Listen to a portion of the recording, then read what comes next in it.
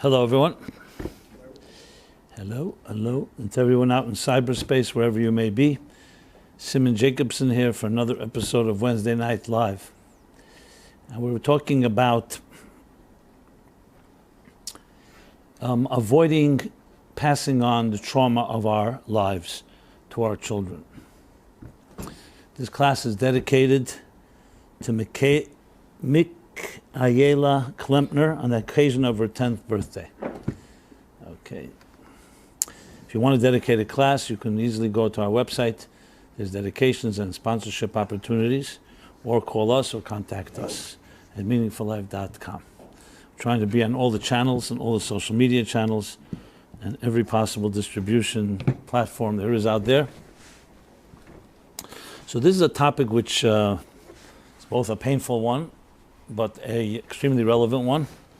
We already received quite a few emails today talking about how people are looking forward to hear about this, because it's one of those topics that people don't speak about a lot, because they don't know what to say or because it's uncomfortable and so on. And that is basically, how do we prevent our past lives, our past trauma or dysfunctionality or negative experiences in the past and past experiences of our life not pollute or cloud our current and future relationships. All types of relationships, whether it's romantic relationships or it's relationships with friends or spousal relationship, or obviously also relationship with our children. And it's a challenging question because it really addresses the issue of how much are we a victim of circumstances, and how much are we defined by what has happened to us in our past. So we'll take this step by step and begin with number one. Obviously, when we're all born in this world, or we'll come into this world like freshly fallen snow, we're pure and innocent and vulnerable and basically unblemished and unjaded by life experiences. Our first effects of this world, the first effects of the world on us is going to come most likely from our parents, because that's the first people we're exposed to. Then the next step will be siblings, and finally our school. Well, not finally. Next step would be school, our teachers, our classmates, our friends. And as we grow and become more exposed to our circle of influences that influence us will broaden as we begin to interact with wider and wider circles, until the point when you leave home, go to other schools, go to summer camp, and then finally go to work and to build your life on your own, meaning leaving your parents' home and going on your own. Then you will also encounter the relationships that we have, serious relationships, less serious relationships. But at that point, we've already been affected by many, many factors in our lives. And generally, we'll divide them into three categories, the factors that affect us. And that is our natural predispositions, meaning each of us have our own natural wiring and programming, which can be hereditary, and some of it can be influences by let's reserve that for the second category. The second category is parental influences, things at home that have influenced us, attitudes, projected attitudes, and so on. And finally, the third is social factors. So we have our inherent biases and prejudices, and we have those that were affected by our parental environment, our homes. And finally, the third is our social. Now, obviously, social, it goes in that order. You're born a certain way, then comes the parental, and then comes the social. As I mentioned, we begin to enter into the world around us. Now, all this would be fine if the world was a perfect world and a pure world, and there were no hostile forces, and there were no predators, and there were no parasites, and there weren't people who were selfish, and their selfishness end up using and hurting other people. The problem is, as children, we're also extremely impressionable and vulnerable, and therefore, it's not that we don't have protection from all these forces. So if we're lucky and we're blessed and we grow up in a home that's a healthy, nurturing, and functional environment, it will help cultivate the self-confidence and the security and the validation we need to be able to grow up into healthy adults. If unfortunately, however, we grow up in a home that does not do that and undermines our self-worth and self-esteem, that also is going to have impact on how we process things and how we second-guess ourselves and how the confidence level as we make choices later in life. These are all pretty obvious and very basic things. The three categories, just for the record, I mention that because I usually use a reference from the Torah, the Bible, where it talks about where God says to Abraham, leave Lech lecha, la'atzecha malatecha mebeis avicha, your homeland, your place of birth, and the home of your parents. Those three expressions allude to these three forms of subjectivity that I just described, and that is, again, birthplace would be your natural instincts, your natural genetic makeup, and each of us has our own blueprint. We have number two is Beis Avecha, is the home of our parents, that parental influences, and finally, Artzacha is the society in which we live. And this includes everything. This includes media, the different content that you digest, and that is streamed in your direction, and of course your colleagues and friends and co-workers and schoolmates and everything that affects us in society. So if you think about it, it could be quite formidable, the mere fact that we have all these fast forces really shaping us, and where does it leave us? Can we find ourselves? And this is a topic, this is a recurring topic I talk about all the time, because essentially it really lies at the heart of who are you? Who are you as versus of what has shaped you and what has affected you? Now, in the context of the discussion in this class, traumas and negative experiences means that if you indeed have grown up in an environment where there was some negative experiences in your life, and even trauma, that has a direct impact on who you are, and as such will impact who you will become and how you will deal with issues, which is very common, that the way we've seen our parents, for example, address problems. Let's say rage. Whenever they're frustrated, you saw a parent express through rage. Others through silence and passivity. Others through other methods. That will often be the first examples and role models that determine how you're going to react. Because it becomes something almost like second nature. You see every time your mother reacted to something, or your father, that is very likely the way you're going to react, because what other alternatives do you have? Until you either check yourself and you introspectively look at your own behavior and realize that maybe not the right way to react. But I can't tell you how many people have told me, seems to me the natural way. And I say, it's not the natural way. It's the way your father or mother reacted. There's many other ways to deal with a problem. There may be healthier ways. So when we experience different things in our formative years, which shape us, it seems to be that it's inevitable that we're going to project and pass that on to everyone around us, because we're going to that has defined us. Now, obviously, if that was the case, we wouldn't have a class here, and I could just say good night and say, okay, too late, you're damaged goods, and there's nothing you can do about it. But that obviously is not the case.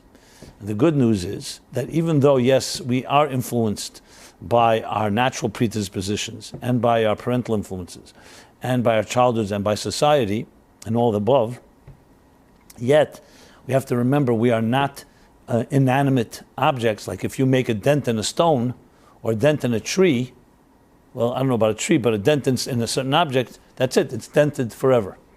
So if you create damage in something, you're damaged forever. We have what is called the spirit. The human spirit has a profound resilience.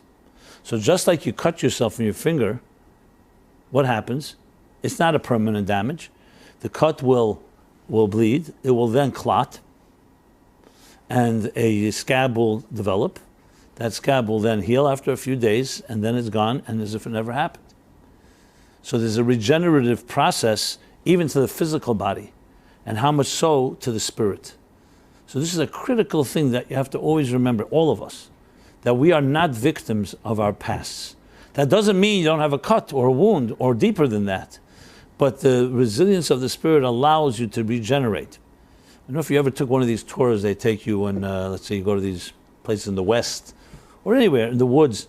So these real experts, these nature experts, they show you in a forest that here there was a fire. They could even tell you when exactly there was a big fire, and you see it regrew, it regenerated, but they could show you trees that were once affected by the fire, and then you see the fascinating thing how a forest regenerates even after a fire. It regrows everything, and sometimes even healthier than it was in the first place. That's why you'll find very often there are controlled fires to allow forests and other natural environments to regenerate.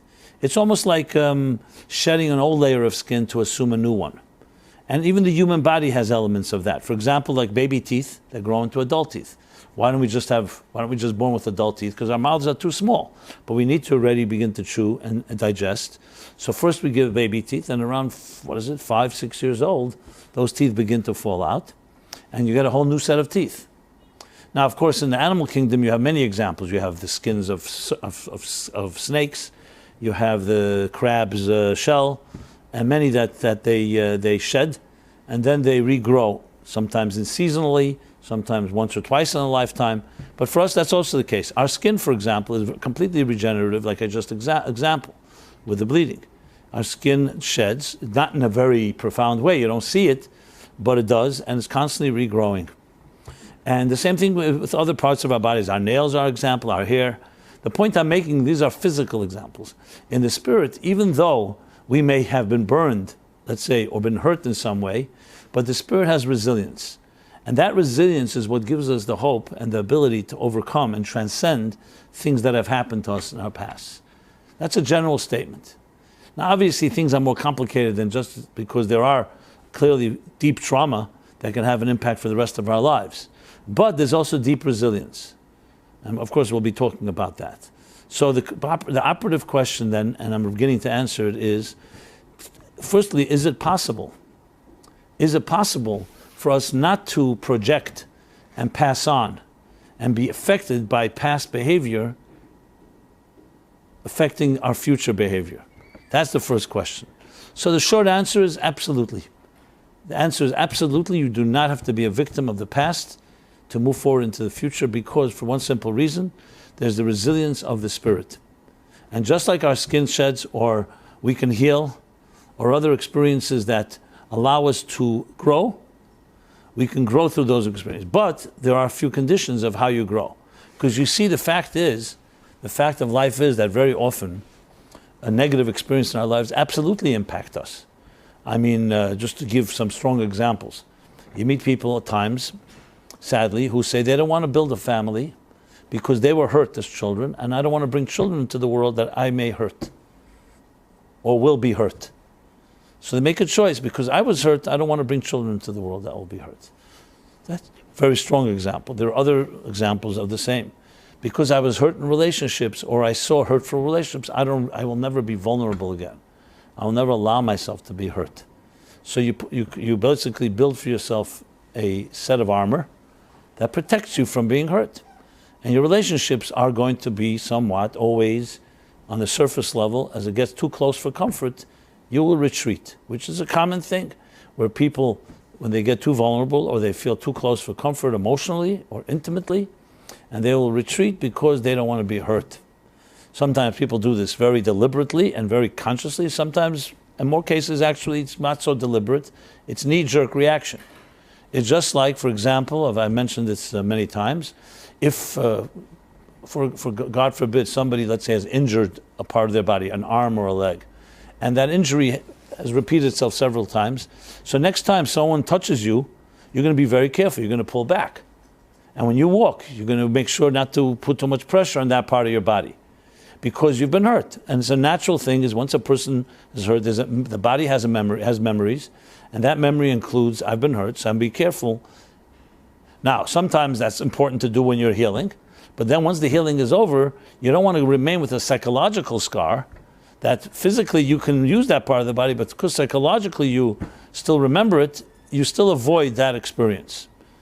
The same thing is in this type of scenarios. There are things in life that may have hurt us. There may be trauma.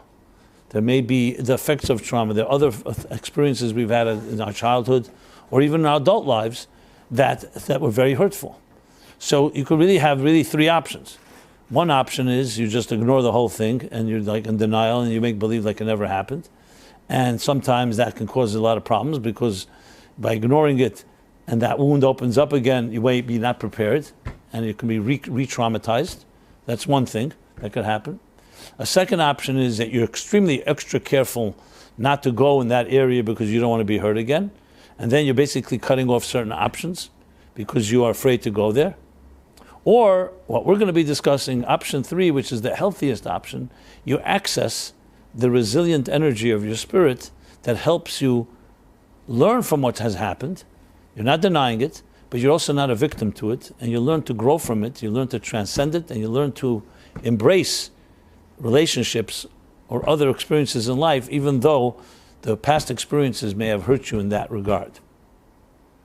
And of course, that's the place we all want to be, because you don't want to live a life of fear, where you're afraid to go to certain areas because you've been hurt there.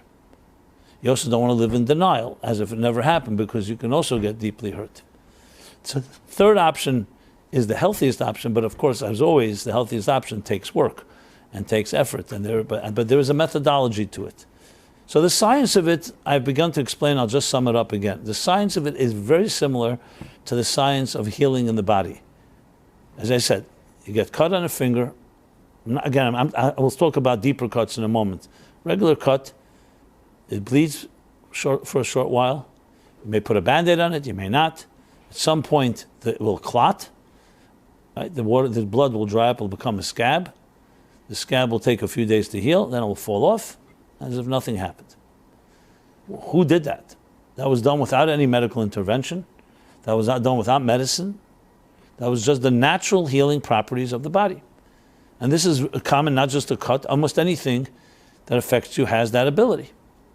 Now, obviously, the next question is what happens if the cut is deeper?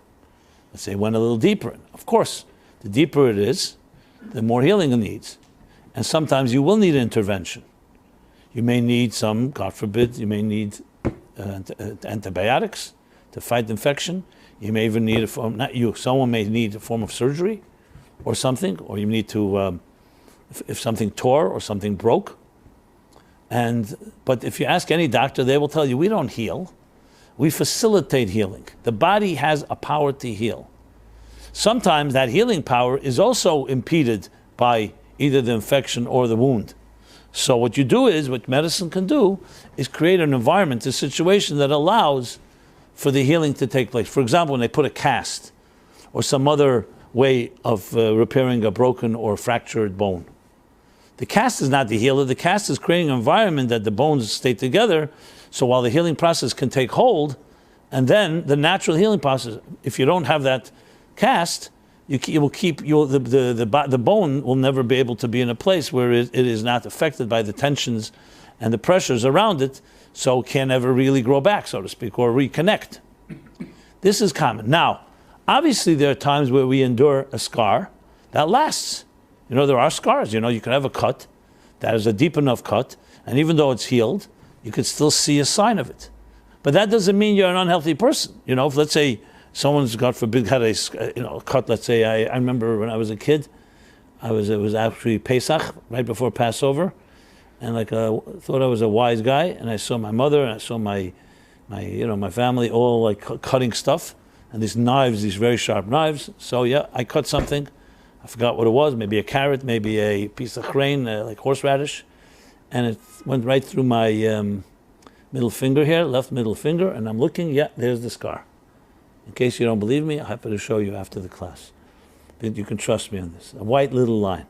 Now, I don't even notice it, to be honest, but I remember it. I was bleeding, and not only bleeding, when you really hit, I didn't hit a bone, but I hit something like almost a, you hit the white place. It was, it's painful just to talk about it. The point I'm making is, I didn't have to go, thank God, to a hospital or anything, but they bandaged it. So a scar. Has this scar affected my life? No, I didn't know to go to therapy. I don't have any resistance to eating horseradish on Passover. I don't have any of the phobias connected to this scar. So what does that mean? That the healing happened. Yes, I do have a memory of it, and I do have this white line, but I've grown through it. And if anything, if I did it right, I learned from it. I learned to be careful with knives. That's the first lesson.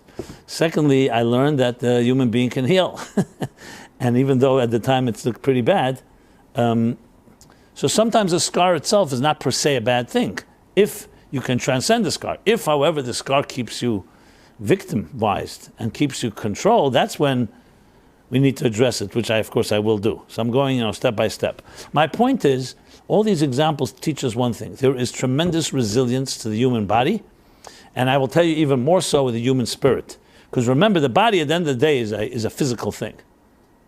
And even there you find this healing and regenerative elements. The spirit is not even physical. The spirit is a ethereal force. And the spirit, even though it could be hurt, but its healing powers are even greater than the body's healing powers. But they could also be deeper scars. Because, for example, a cut on my finger was not emotional betrayal. Nobody violated me. Nobody hurt me emotionally. I wasn't insulted. I wasn't abused. I wasn't traumatized in the emotional sense of the word. It was a physical thing. When someone hurts you, either through violence or through abuse, through verbal abuse, or other forms of violating you, whether it's physically or emotionally, that scar can be a lot deeper one because it hurts, it tears your heart. When a child is berated, especially time and again, or someone close to us does something to us that betrays us or abandons us, or another way we feel hurt by them, that hurt is far deeper than any physical pain. But, as I said, just as much we can be emotional pain is worse than physical pain, emotional resilience is also just as powerful because the spirit has natural healing powers. And what I find, and I could say without hesitation, without unequivocally, that most of us don't even access those healing powers. We get trapped in the anger or the bitterness or the victimization or the demoralization of emotional hurt. When it comes to the body, whether you like it or not, the cut is going to heal. Obviously, a deeper cut, you need to do something about it, but it's going to heal. And it's not up to you, really. It bleeds, it clots, scab, healed. When it comes to emotional hurt, there we can become part of the enemy, because how we react to it can either determine that we're going to grow and heal from it, or we can become contributing to the problem. And that is when we allow it to demoralize us, and we allow it to affect us more than it should, then you are giving up in a way on your own ability, your own resilience and regenerative powers. So the first thing, how do you deal with that? Let's start with that, and then we'll talk about the trauma itself. Well, that comes down to how you see yourself. And this is the catch-22. When a person is traumatized in any way, what happens is there are two problems. Two great crimes have happened. One is the actual pain that was done, the actual pain that was perpetrated on the person, on the abusee, so to speak. And then the second thing is that the undermining of your self-confidence. And that's in many ways worse than the first. Because it's one thing somebody hurts you in one way or another, but and you know what? You can afterwards go and find help and do something about it. But if it undermines and upsets your entire equilibrium and your self-confidence, then you feel like you're damaged goods. You feel you don't deserve help. You feel almost that you blame yourself for the crime. Which is why they say a very harsh expression, but I'll use it anyway, we are among adults here, that the silence is worse than the rape. It's a famous expression in the healing world. Why? Because as bad as a violation of that I just mentioned could be, but the silence afterwards, which means that it's ignored, your pain is ignored, and your crying is ignored, and as if nothing happened, then you're not only that was the violation, but you're also being invalidated. You don't even have the dignity to say, I demand justice, or I demand that this be repaired, or I demand an apology, because you're turned into you're turned into a double shmata. How do you say shmata? Rags, or that you're worthless. Why? Because besides the actual violation, it's also that you're not even worthy of respect, of being believed. Which is why in healing you'll always see breaking the silence is such a big thing. Because people remain silent when things happen to them, because they're either ashamed, or they think no one will believe them, or they feel they're at fault in some way. Guilt. And when you do that, then the problem becomes far, far greater. Because that's like as if it didn't happen. So how could you heal when you don't even know that something happened, or you don't even feel that you deserve that someone should acknowledge you? And that is the secondary effect, which Yes, in pure firepower, obviously a crime, a violation is much worse than the silence that comes afterwards. But if you're talking about emotional and psychological damage, far more the second, because the second means there's not even hope. It would be like, God forbid, let's say a person is in a burning building, God forbid, right? And people yell at you, no, the building isn't burning. Don't worry about it, just stay there. You start second guessing yourself, so you're not even going to do anything to run out of the building. So the fire is bad enough. Now you're not only there's a fire, you're also being told there's no fire. Or there's something wrong with you, you're imagining it. Just to use I'm using a foolish example, but just to make the point. So what happens now is, if nothing is done unchecked, the healing process can't even begin. Because you almost believe that you deserve this, or you believe that you're responsible, or you believe the message being told to you that you're worthless. So if you're worthless, where's their healing? So suddenly now you are becoming, it would be literally as if the cut, go back to the physical cut, you have a cut in your finger, it's healing, but you decide to keep tearing it open. Because you feel like you don't deserve to be healed, or you feel like it can be healed, or whatever it is. How insane is that, right? So even the natural healing process can't take hold. Which is why it's so vital, as you'll see today, for example, when there's any type of trauma experiences, look, take even the latest shooting in this tragic shooting in Parkland, Florida, the school. So you'll see all the early interveners, besides the early intervention dealing with the shooter and all that, is dealing with the parents who suddenly are shocked by the fact they send their children one morning to school, and the next thing, the worst nightmare has happened. It's not such an easy thing to deal with. And you need real professionals who know how to help people get through the shock and begin some catharsis, some type of healing of dealing with this. And it's not easy at all. And if you don't deal with it early on, well, it can create long-term tremendous damage, because a person needs help, needs support in times like that. I don't like to talk about negative things, but it's part of the discussion here. That is why, if you know the wisdom and the psychology of Shiva, God forbid, when someone passes away and we sit Shiva for that person, a parent or a loved one, Shiva is a very, very healing and deeply psychologically healing process. No one should ever know of this, but I could talk from my own experience. When I sat Shiva for my father, I couldn't believe the wisdom and the psychological insight of the process of sitting 7 days. And you don't go anywhere, you don't go to work, and you're surrounded by friends and family, and the truth is they make you crazy, because they just don't stop coming.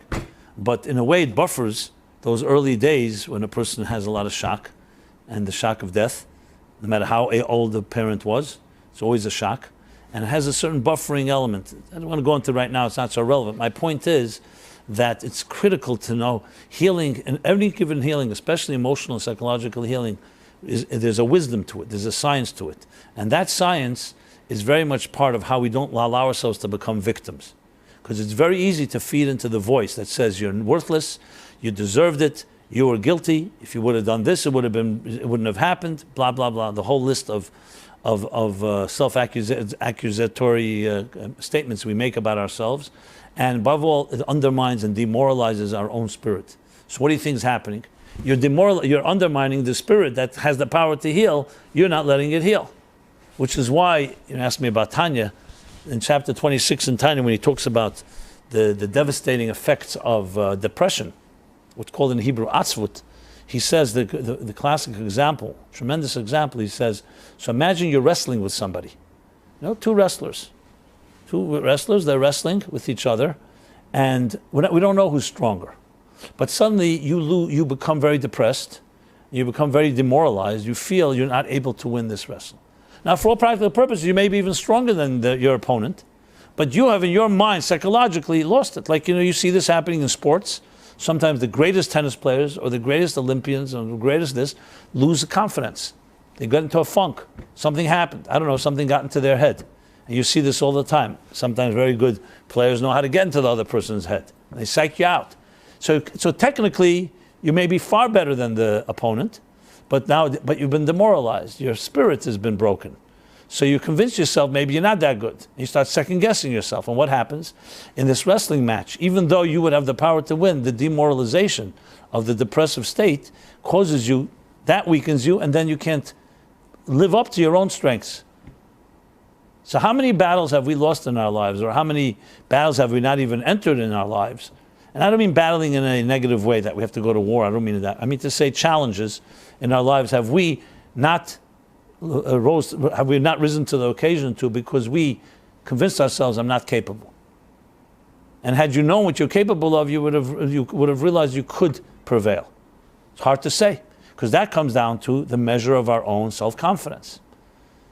And also knowing that sometimes better to try and fail than not to try. Because if you don't try, you for sure won't know whether you're capable. Here, at least you can grow from it. Even if you make a mistake, okay, next time I'll do it better.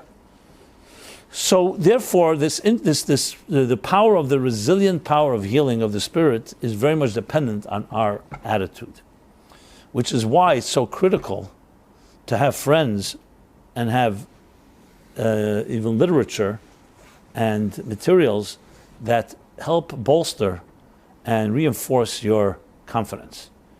You're going to hang around other demoralized people, rest assured it's not going to help you grow. And unfortunately, misery loves company, and that's what people do when they've been hurt. Very often they hang around with other people that have been hurt. And everybody loves it because it's like reinforcing that you're worthless. So you hang around with the worthless people of the world. I don't mean to put it so, I don't mean to be so demeaning. I'm just making a point. You know, like I just remember a few months, when was it? A year or two ago. So a young woman who was coming to this class, and she got engaged, thank God. She lived in the Upper West Side. And she told me something which I wasn't surprised to hear. She said to me, you know, it's interesting, my friends, my closest friends that I used to all go to these singles parties and party and stuff, they all feel I betrayed them by getting engaged. Now, she wasn't 19 years old. We're talking about someone in the mid-30s. But she feels betrayed. And she says, I remember once you said in a class that sometimes singles can become the Lonely Hearts Club. You know, that becomes like, you know, like a club. And everybody feels better because everybody else is, you know, sometimes it's not so much you feel better because, you know, everybody else is suffering too. So why not? It feels good. At least you're not an exception. But that's a perfect example of reinforcing everything that weakens your spirit and is not going to get you very far. So I said to her, I said, look, you know, what kind of friends are they? If they don't celebrate you getting engaged, what is that? She says, they don't say it, but that's what they're suggesting. Almost like I betrayed the club. So I said, what do they all expect? To be like, you don't want to be like the exciting spinsters of the world? What is this exactly, you know? Anyway, the point being is that sometimes happens because it makes it a little easier, but it's not really easier. It's just a cop-out, to be honest. So the key thing to remember is this step, what we're at now, that no matter what happens to you in your life, what has happened to you in your childhood or your adult life, trauma, negative experiences does not define you. It's happened to you, but it does not define you. Like I often talk about when you talk about people who've suffered. Suffering a person may be a sufferer, but doesn't mean, a person may have suffered, but they don't become a sufferer. The difference is between the verb and the noun. A noun is a state of being. It's not just an action. You can experience something that doesn't make you the thing you experienced. Just like many things happen in life, we experience it. It could be a good experience, it could be a negative, but it doesn't define you. And that's critical. They're success stories. Because we've suffered greatly, but we have not become sufferers. We have not become victims. So the key is not becoming a victim is not that you haven't suffered, is that you don't let suffering define you, and you allow the resilience of your spirit to counter anything that happens. Now, I'm not saying it's easy, because as I mentioned earlier, a child growing up in a traumatic environment is of course going to feel as part of who that person is. May even feel they deserved it, or may feel that they're worthless in the process. So what is the work that's necessary? The work that's necessary is first the cognitive type of intervention of understanding that your spirit is resilient and can transcend what has happened to you. Secondly, you are not defined by what has happened to you. And thirdly, whatever has happened to you, you can use as a springboard to learn from and grow from as you transcend it. And those three things are the key to making sure that you don't repeat it. Because the natural thing that may happen, as I mentioned before at length, is that you will just repeat what was projected, what was happened to you, you'll project onto others. So for example, you saw rage in your childhood, you saw that people reacted to different challenging situations in unhealthy ways. Your knee-jerk reaction is to do the same until you check yourself, and then you just perpetuate the vicious cycle. The process, or the same thing with trauma, which is why very often you hear, for example, the phenomenon called children of Holocaust survivors. So you think Holocaust survivors, we understand, is a very challenging thing. People who were literally remained completely alone after the Holocaust, and the fears involved, and even the guilt that you remained and not your family. So that's one thing. But then there's children of Holocaust survivors have very deep impact on them, because the parents who suffered such trauma usually project that trauma on the children. And those children suffer greatly in a different way. They didn't go into concentration camps, but they made sure to remember that either you were lucky and that you didn't go, or other scenarios. Why? Because these people who've been traumatized are projecting it, and it defines how they interact with their own relationships. So then when you look at let's say a marital relationship, husband and wife, okay? Or a relationship between parents and children. Take any case study. The first question you have to ask yourself when you see, let's say, a problem, is this based on previous traumas and previous history of these parents, and therefore they're bringing it into their relationship? Or is it actually an objective problem that you can just say, okay, here are the issues, let's deal with it? So you can rest assured, if it's a serious problem, it's most likely connected to something from the past. Because we adults, if someone says something to you or something happens to you, we have pretty natural resilience, a natural way to repel and to protect ourselves. But things that have become part of our fabric, that have shaped us, using the analogy that I often use, that when young children are like a warm ball of wax, and everything that happens to you, every scar and every wound, and every positive thing is like an impression in that wax. And as it hardens, it becomes, the impression also hardens. So then now you're an adult and you have hardened within you all kinds of life experiences. And that is brought into, obviously, into all your existing and future relationships. So as such, that's the first question that has to be asked. Is this relationship, and how much is it being impacted by past history, both by each of the spouses, and by parents in regard to their children? And very often, when you dig deep enough, you see it's not difficult to trace and find the correlations of present behavior based on past traumas or past negative experience. And I want it to be clear, I'm not just talking about extreme trauma, even milder forms, but things that have not been resolved or have become part of your modus operandi as you function as an adult. That, as I said before, is determined by three key subjective factors, and I'll repeat them again. One is your own personal biases and your personal makeup. And the second is parental and familial influences. And the third is social pressure, or social peer pressure. These three things. But being aware of that, and being aware of what I said earlier about the resilience and the healing powers of your soul and spirit, that is the key. That is the keys to the salvation. The keys to salvation, maybe not the right word, but the keys to redemption in your personal life. And then when you're able to look at it, and I go back to cognitively, even though emotionally you may not be able to change it quickly, but at least you can say, you know what, I see me acting out the way my parents acted out to me, or I see me acting out based on a trauma that happened to me in the past. It would be the equivalent of, I deal with this all the time. Let's say a couple is, two people are dating, and they seem to like each other, everything seems to check out, but then there's the resistance, what the people call commitment issues. Okay, commitment issues. And of course you go through all the usual suspects of like why, what, and then you try to, of course, identify something that would be a cause. Like, let's take a very usual suspect. It's not always the case, but one would be past disappointments.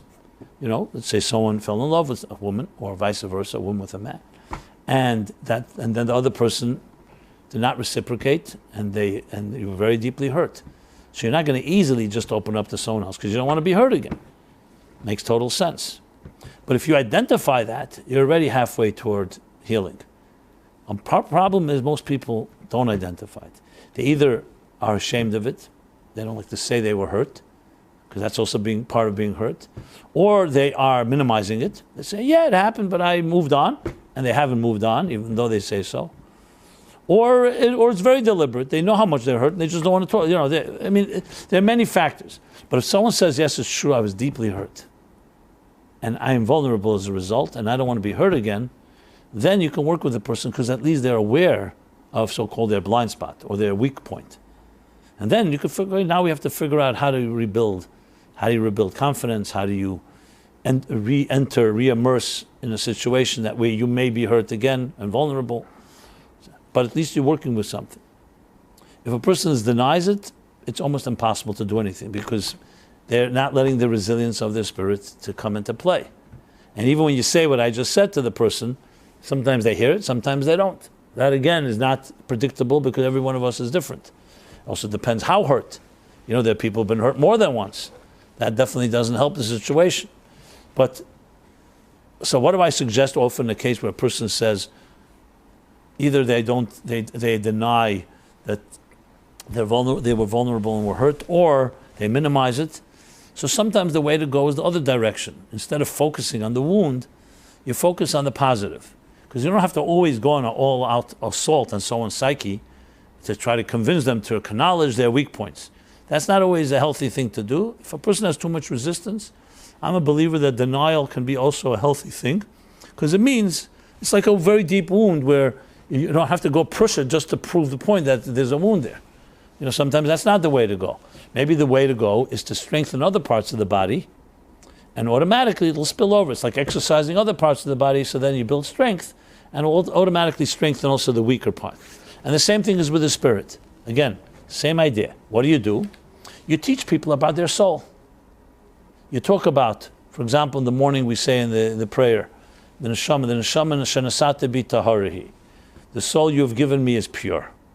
And then it says you've created it, and you've shaped it, and you have imbued it within me, and you protect it.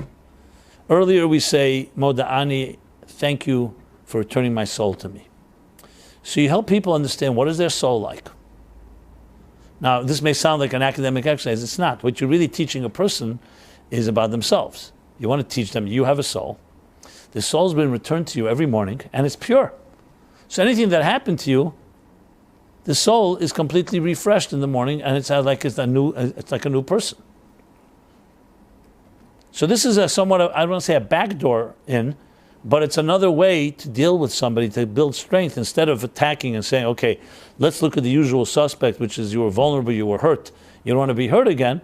Maybe teach somebody about their soul and the resilience of the soul and the ability for the soul to be refreshed and regenerate. And just like a body can have a wound or a scar and then heal, same thing with your soul. And when you start feeding someone that oxygen, so to speak, that self-awareness of their own spiritual identity and their soul's power, that is like the exercise that strengthens them. So then, with time, and I don't know how much time, sometimes it could be quick, sometimes a little longer, where they can then rebuild and say, you know what, if that's me, I have more power than I think I have, which is of course the goal.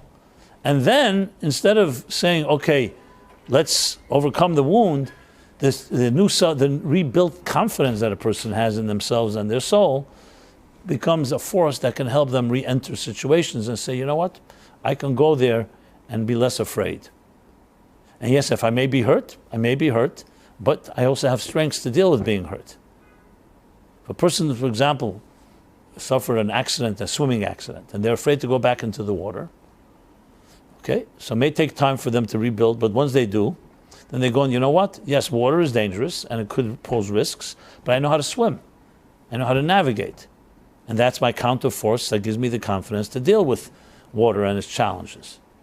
Now, this again is a process that begins cognitively and then works its way into the emotions. And each person, there's no one size fits all. Each one of us functions differently when it comes to this process. But what is the end result and what's the goal? The goal is that what has happened in your past should not shape your present and your future. When I say shape, you should not be a victim of it. Maybe shape is not the right. It should shape in one way, yes, because, which I'm going to get to in a moment, which is what you've learned from the past. But I don't want to speak about that until I finish this point. Because here the key is that you are not defined by what has happened in the past, because you have the resilient spirit that can heal. That doesn't mean it didn't happen to you. It doesn't mean you have to deny it. It doesn't mean you have to push it under the rug. But it means it does not define you. And as such, you don't have to bring it into your present relationships. I've often dealt with this situation where, let's say, a couple, one side of the couple went through serious trauma in their lives, abandoned by their parents, or other type of dysfunctionality or abuse or direct abuse or absenteeism, whatever it may be. Okay, then they met another. They fell in love with each other. They really care about each other. They get to know each other more, and one of them sees the other person is very needy and very emotionally vulnerable. Whether it's the she or the he, it could be either way, so there's no rule. And what happens, often many things can happen now. And there's a lot of challenges involved because the relationship can be a little uneven, because one person has deeper emotional needs than the other. So even though the person who's giving more emotions to the other may not be resentful, but at some point it could drain them and it could feel like imbalanced. Like I'm taking care of you all the time, and what about me? So even though in the beginning it sounds very romantic and very noble, like the knight in shining armor that comes to be a savior, and often people do gravitate to the savior mode, but saviors are not good for long-term relationships. Somewhere it's going to come to haunt the relationship. Okay, so here we have a situation. They're very different. One person grew up in a very, let's say, confident, healthy home. The other person did not. That's the reality on the ground. So what do? Does this mean the relationship is doomed? Absolutely not. Obviously what you do is you want total disclosure, so to speak, transparency. People should know what they're in for, because lying or denying is not going to help anyone. So okay, this woman went through a difficult time. I love her. I'm ready to give. And everybody, it's all open on the table, and you try to help them understand the realities of the situation. Now, you can have a situation what they call codependency, where one person who's in deep emotional need or has been traumatized is constantly dependent on the person, on their spouse or on their partner for emotional emotional validation, and very needy again and again and again. And the person who's giving could be, as I said before, could be giving, but at some point may backfire. It may backfire because this woman or man could say, you know what, that's who I am. What do you want? This is what happened to me. My parents abandoned me when I was a child, or I was hurt in this and this way. But that is not necessarily acceptable completely. Yes, you need to have compassion for a person like that, because you have to compassion because it is so-called a liability or a handicap, if you wish. But what you want to teach that person is to build the resilience and strength that you don't just need your partner or spouse to compensate for you, and they have to provide. You have to learn to love yourself. You have to learn to nurture yourself, because then you can expect the partner can say then, you know what, yes, I'll compensate when you're in need, but I know you're also building yourself up. I don't want to have my entire life to have a person that's just needy and it's a one-way street. So you can see from this how a relationship can go two directions. It can go in a very bad way, because at some point it's going to explode, because the person says, you know what, okay, I've given and given and given, but you don't change. You keep on being the same needy person. Whereas if that person who is in need does actually build their resilience and build their own self-value and self-love, then you're dealing with a partnership. So yes, the partnership may have been based on some differences because people are different, but at least both are contributing and both are working on it. And there's no better way to capture this balance as in Hillel's classic words, where he said, Im ein ani li mili, if I'm not for myself, who will be for me? That means the need to have your individuality and the confidence in yourself that no one else is going to do it for you. You can't expect another to give you love. You have to have self-love, healthy self-love. And then there's the second half, only then. After that, he says, Im ani la'atzmi, if I'm only for myself, if I'm isolated as an individual and completely self-contained, ma'ani, what am I? So if you read it ostensibly, it seems like a contradiction. First he says, if I'm not for myself, who will be for me? Then it suddenly says, if I'm only for myself, who am I? The answer is because it goes in that order. We are born individuals. Nobody's born married. You grow up in a home, hopefully in a healthy home. You develop your own self.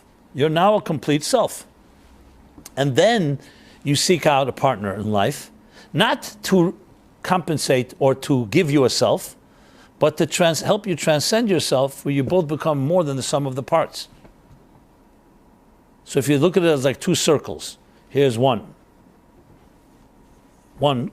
side of the couple, and here's the second, and they both develop their circles, okay? And then comes a point where they meet, and they meet like this. Not one swallows up or annihilates the other, but two circles, like a chain, where they're now stronger because they both complement each other. Just like two people who join together to create music. So each one has their strength and they have to do their thing completely. And then the other comes and complements, and they both can create some music that's greater than the sum of the parts. That's what a real relationship is. And when there's not that balance, you'll always have problems. If there's either too much anili, meaning too much individuality, then there's no couple. There's no partnership. And if it's complete dependence on the other, then you don't have any individuality. How do you balance it? It's not so simple, but look in the mirror. Go back again to the human body. From my flesh I behold God. The human body is the best teacher. Nature is the best teacher. Look at all of nature. Look at your body. How many organisms, how many systems are there in your body? Hundreds. 75 trillion cells. Trillion. And hundreds of systems. And separate, you would never know they work together in this small 5-6 foot frame of a body. You have all these systems working together in harmony, in a healthy person. What is it? It's diversity. It's harmony within diversity. If the heart would start to behave like the brain, and the brain started behaving like the liver, and the liver like the kidneys, it would not be in good shape. Each has to do their thing completely, but like exactly in a orchestra, they complement each other, and there's some invisible conductor that is some way coordinating between them all.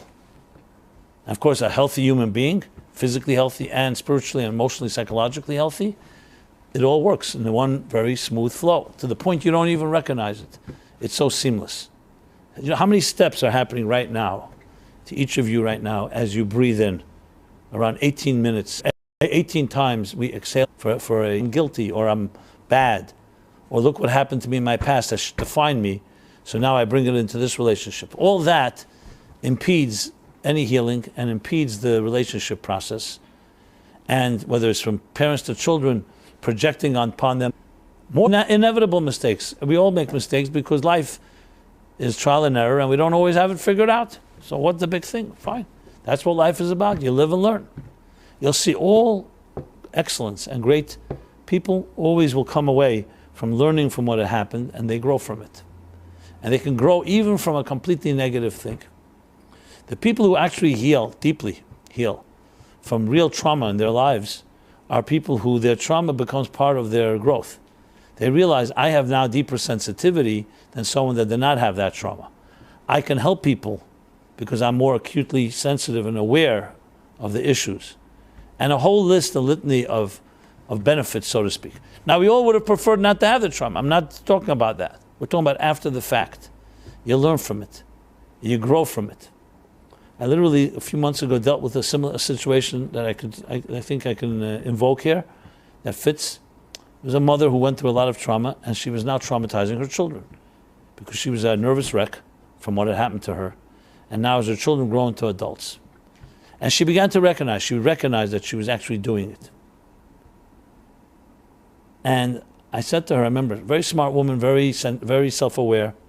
And I said to her, I said, you know, the goal here is, I'm not sure, we're not there yet, but the goal is that the trauma that you had should teach you what not to do instead of teaching you what to do.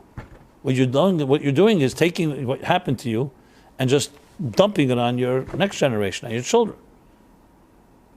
What you really want to do is saying, since it happened and you know the damage is done, and you know how much you've been hurt, that you would be working backwards and saying, you know what, I of all people know what that trauma is like, not like someone who doesn't. And therefore I know exactly what not to do. I said, that's your goal. So you're taking the same trauma, but instead of turning it against someone, you're turning it like, okay, that's something I should not bring into the picture here.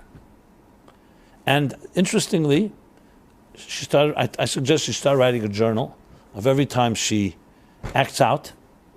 And because she started getting a control over it, things have changed dramatically. As a matter of fact, recently I suggested to her she should start coaching other people who dealt with trauma. And of course, it's always easier to give advice to others than to yourself. But there's a trick to this. And that is based on a Talmud that says, everyone who prays for another person, their need will be answered first. Which, if you think about it, is a very profound psychological idea, that sometimes to give advice to yourself was not going to work. Because we don't listen to our own advice. But you can give exactly that same brilliant advice to someone else, and you do it well because you know the problem, and it works. And then you laugh to yourself, you know what, I can't even follow my own stupid advice. But that's what the Talmud says, that when you do that, you actually help someone, it'll come back to you like a boomerang and actually give you strength. Maybe directly, indirectly. So by telling somebody, okay, here's what you do, coach somebody how to channel trauma.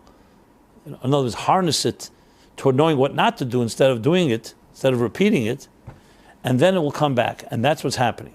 I'm not suggesting it's healed overnight and it's suddenly solved. You know, there's always moments we always go back to our so-called knee-jerk reactions, but it's a completely different world now. She no longer takes it on her children. She's found ways to channel it. And it all began with awareness. It all begins with awareness. You have to be aware of what you're doing. Because when you're not aware, you minimize it, or you deny it, or you think it's not happening, or whatever it is in your mind. You think it's normal. As soon as you're aware, it begins the process. Now, it takes integrity. Some people would rather not be aware than be honest. They'd rather be a liar to themselves and be deceptive and duplicitous.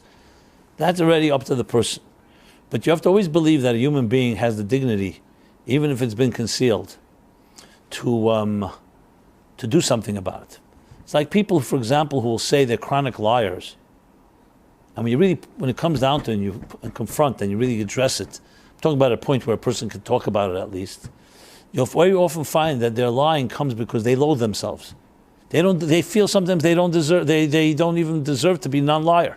It's like lying feeds into their lack of self-worth. You know, I'm a liar. You know, it became like a natural thing. I'm a thief. I'm a liar. I cheat. And it's almost almost like a self-deprecating experience where you like feed into your own lack of self-worth, and therefore you do things that really make you feel ashamed of yourself.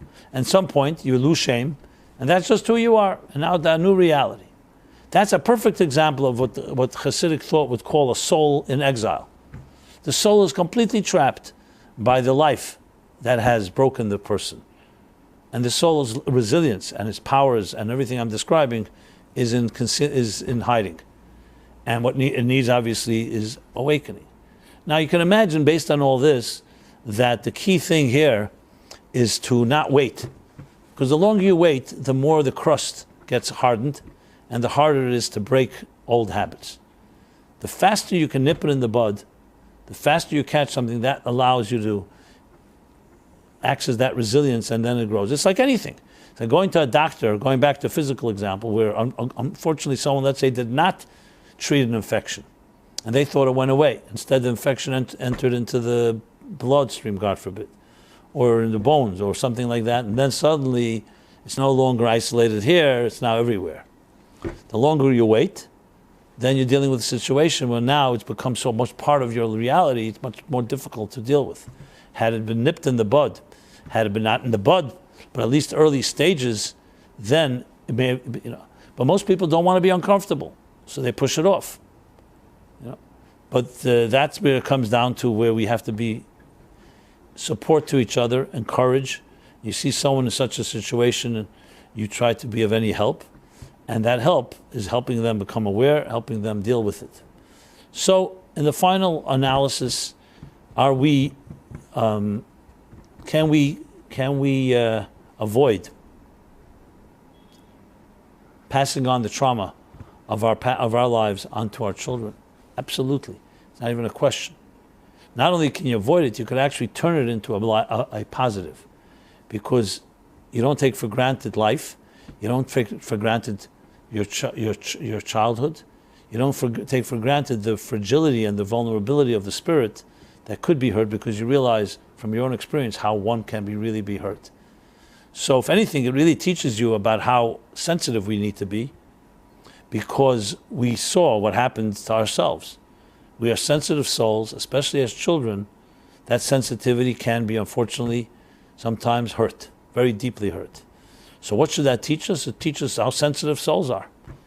What the worst scenario is where you just perpetuate it, and not only you're not sensitive to yourself, you're also not sensitive to others by projecting or in some way passing on, perpetuating that trauma or the effects of the trauma. The positive side is where you do check yourself.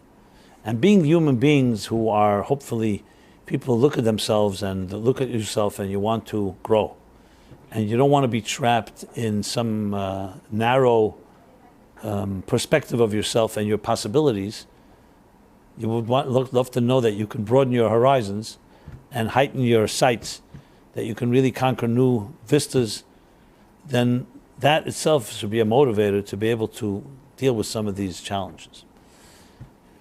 Now, there's only that much one can say in a more, in a general setting where many people are listening to this, because really, going forward, what needs to be done is customize these ideas, each one according to our needs, because we are different types of people. I cannot say that everything I've said till now, it's a formula, but that formula has to then be adapted and customized, because different people have different needs and different ways of processing this.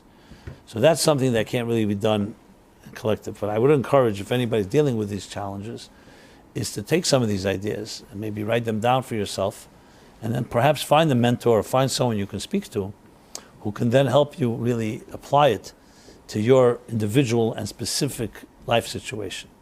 That's the key to everything. So on a positive note, we are now in, and a good example for this would be today, is what day in the month? There we go. He's our resident calendar expert, going back to the beginning of time, right? What day in the week was Zayin Adar, first year of creation? You can't calculate that? Huh? Really? What about the year of Matan Torah? He's good at this, yeah. So Zayin Adar is the birthday and the yahrzeit of Moses, the great Moses, Moshe Rabbeinu. And the Talmud says, I'm just grounding some of what I said till now in a Talmudic statement for those that are the scholars among you that want some sources. So Moses, it says in the Talmud that Haman, the villain of Purim, so when he was, when he became incited by Mordechai not bowing to him and decided he's going to annihilate the entire Jewish people, right? Anoshim, young and old, children and women and children. So he threw lots. He was a little superstitious man, or maybe not so, maybe he was more of a sorcerer. So he threw lots to find out what day should he designate as the big day of genocide. And the lots, that's why Purim is called Purim. Purim is a Purah is called the lots that he threw. It's another discussion, why would a holiday be called lots based on the lots Purim the Haman threw, but that's another discussion. We'll talk about that in the coming weeks maybe. So he threw lots, and what did it fall out? The month of Adar. This month, this Hebrew month of Adar, the last Hebrew month before Passover, which is in the lunar cycle, the first month is Nisan, next month, month of Passover. And he celebrated. Sameach, oh wow, that's his luck. Why? Because he knew this is the month where Moses passed away. So it was like a bad omen for the Jewish people that their great leader, Moshe Rabbeinu, the one that brought the Torah to them, the one that led them out of Egypt, and all the miracles, and all the 40 years in the wilderness, This is the month in which he passed away, so he thought it was an excellent month to choose to annihilate Moses' people, the children of Israel. The Talmud says, however, he made a mistake. It's true, it's the yahrzeit, but it's also his birthday. That he didn't know. And since the birthday comes before the yahrzeit, so it's magdim refuah lamaka, it's like the healing comes before the cure comes before the illness. So actually he chose the month that would end up being the biggest, most joyous month, because the month when Moses was also born, which countered the negative of his passing. And that's why we throw shkolim, we on Erev Purim, and the fast of Esther this year will be a week from today, the next Wednesday.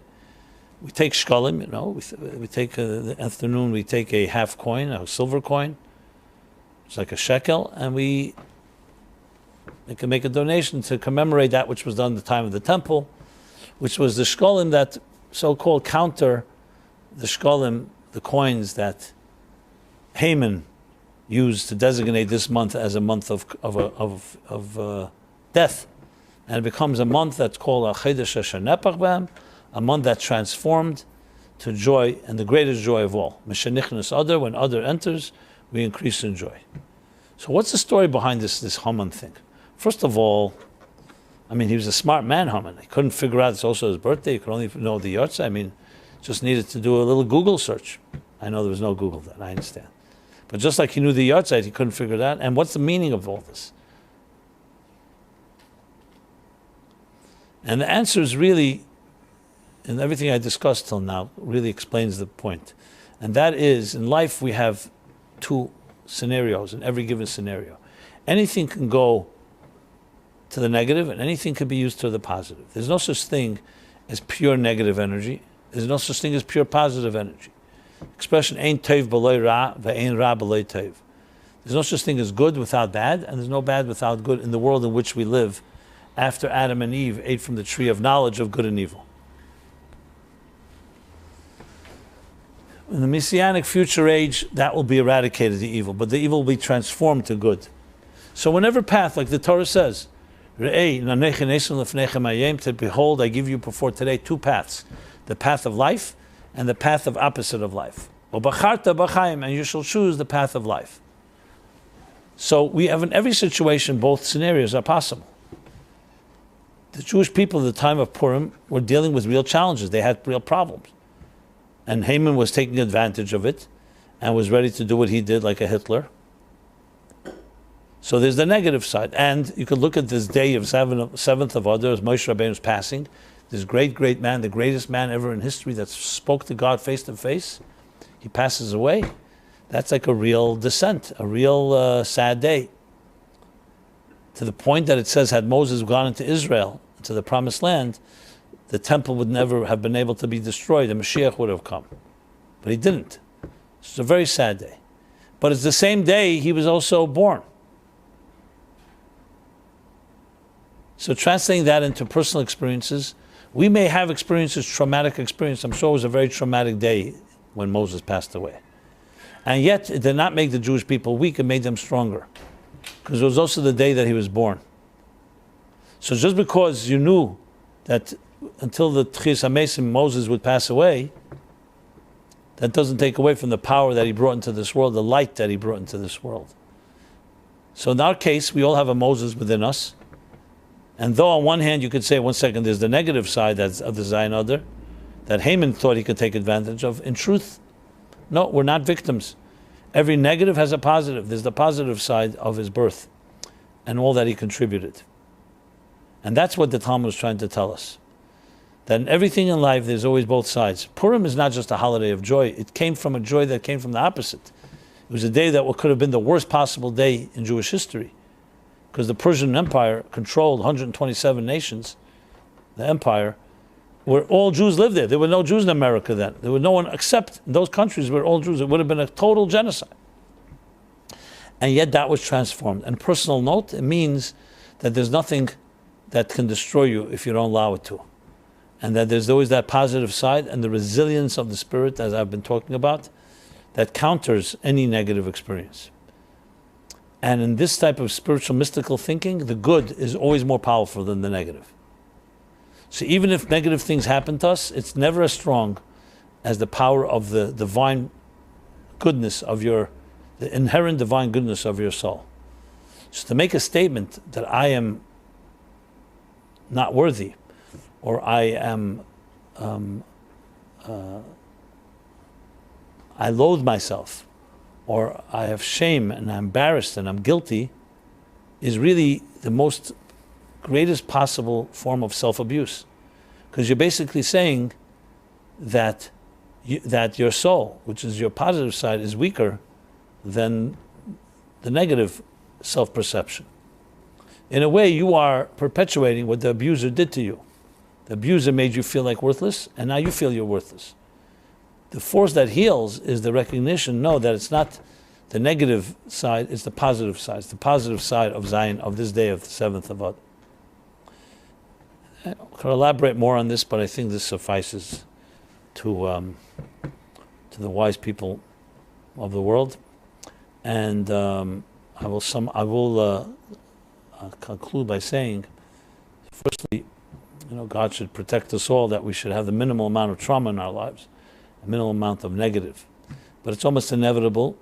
I would say it's inevitable in the life in which we live. Everyone's going to have their setbacks, and they're going to have their disappointments, and we will be hurt at times. That's not the question. The question is, do you have the strength? Well, I should say, not the question. The statement is that you have the strength that's more powerful than your hurt. Like I mentioned a number of times, if you ask an immature person, make one request and for God to grant, most people would say, grant me that I should only have happiness in my life and I should no setbacks and no disappointments. That's the immature response. The mature response would say to God that whatever challenge does come my way, give me the strength that I can overcome it and transcend it. I have a strength that's stronger than anything negative that will come my way. That's a realistic request, and it's actually a more powerful one, because it means you're asking the tools to navigate through everything, not just to be protected that nothing should happen. Then, when nothing happens, you could be sheltered, but you won't also experience the richness of life. To be able to experience the richness of life, but without the fears, and fearlessly navigate and travel through any ups and downs, knowing that whatever comes your way, you can handle. There's no greater peace than that. Because if you don't know that, then you could say, so far my life has gone good, so I'm safe. But you don't know what you'll be like once the fire strikes or once there's a storm. But if you know absolutely that no matter what comes my way, I can handle, that's a tremendous confidence, and there's nothing in the world that can faze you. And everything can become an opportunity of growth and development. And the second most important blessing is that may God bless those of you that need that, to find that soulmate of yours. And don't bring in any of your, I'm going to say crap. Is that the right word? Yeah, okay. Is that an appropriate word to say in a holy synagogue? Fine, I said it's too late. Yeah, there we go. It could be replayed. Don't bring your stuff in it. And I don't mean that in a threatening way, I mean in a positive way, by looking at yourself and separating what has happened to you to who you are. The noun, your state of being, is a beautiful state of being, even if some things that were not beautiful happened to you. So your default state is the beauty of the divine image in which you were created.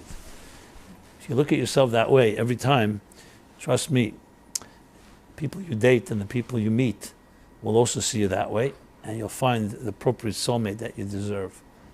So God should bless everyone in that way, and to grow and build families and bring to them only strengths and the beauty of everything you've learned, even from the negative things that you may have experienced. And we should only have blessings and revealed blessings and beauty and positive functional experiences and growthful experiences in our lives, and every one of us should shine with our unique and indispensable light and sing our indispensable song and play our indispensable music. We are here every Wednesday around 8:30 we begin. We're on YouTube Live and Facebook Live and what else, and a few others. So please comment, share, And it's always great to meet people who we meet in cyberspace, but now we meet in person. Good to know there are actually human beings on Earth too, and not everybody's just a digital, identity. And until next Wednesday, everyone be well. Oh, next Wednesday is Purim. Okay, what's next Wednesday night? Oh, no, I'm traveling. Right, that's a good point. Okay, what do we do? We'll have to have a committee meeting about this. Okay, we just had one. The decision is that we will probably, you know what, if you're on the email list, we'll let you know. It'll probably be pre-recorded, just to let everybody celebrate their Purims, right? And there will be something online. Probably won't be on location, but just to be 100%, check your email boxes on Wednesday, and we'll let you know. So, but then we'll be here back the next Wednesday night, right? 2 weeks. Okay. Everyone have a blessed week. Enjoy the weather in New York, and it's always a pleasure and honor. Thank you.